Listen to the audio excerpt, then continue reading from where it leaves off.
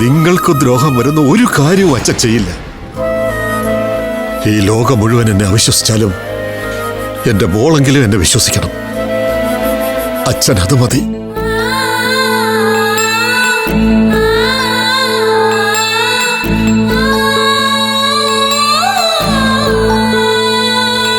ഞാൻ പോവുക.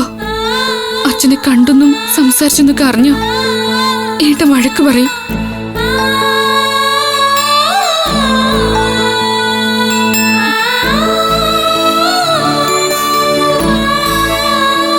മോളെ നിൽക്ക്.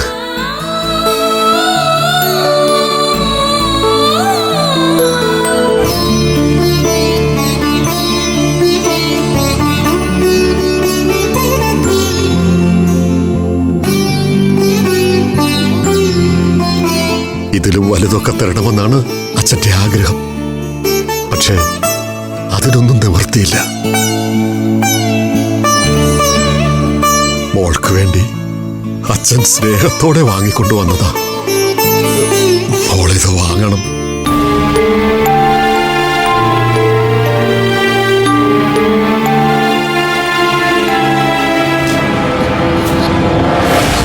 എനിക്ക് വേണ്ട.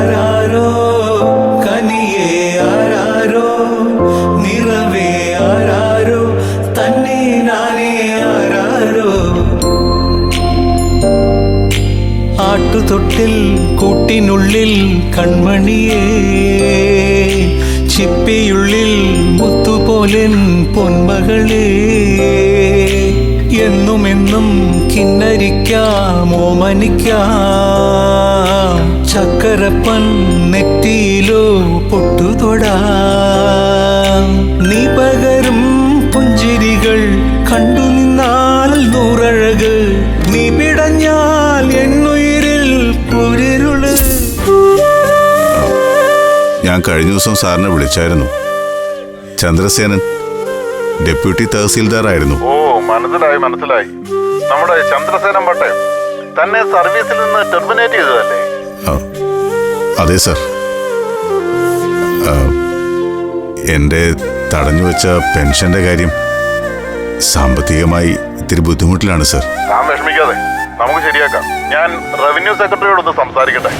ശരിയാക്കാന്നേ. വളരെ ഉപകാരം സർ.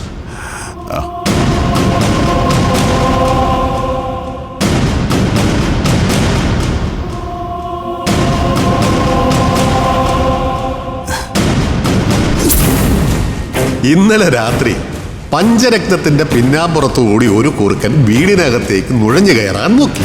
ഞാനൊരു ചെറിയ മർമ്മപ്രയോഗം നടത്തി അവനെ ആശുപത്രിയിലാക്കിയിട്ടുണ്ട്.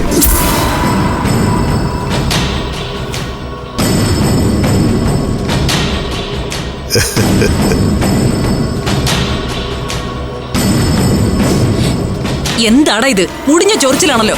പാതിരാത്രിയിൽ കണ്ട കാടും പറമ്പും താണ്ടി കുടുംബത്തിൽ പിറന്നവരുടെ അടുക്കളപ്പുറത്തെ വാതിൽ ഉറക്കാൻ പോയാൽ ചൊറിയണം കടിച്ച് നാശമാകും.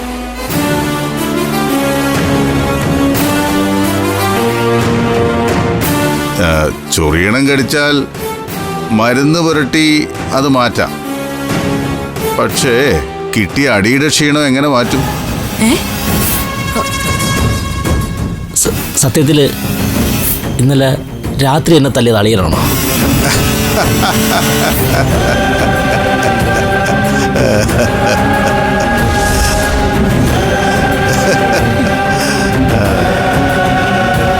അവൻ ചോദിച്ചത് കേട്ടില്ലേ? നിങ്ങൾ ചിരിക്കാതെ പറ, നിങ്ങളാണോ അവനെ തല്ലിയത്?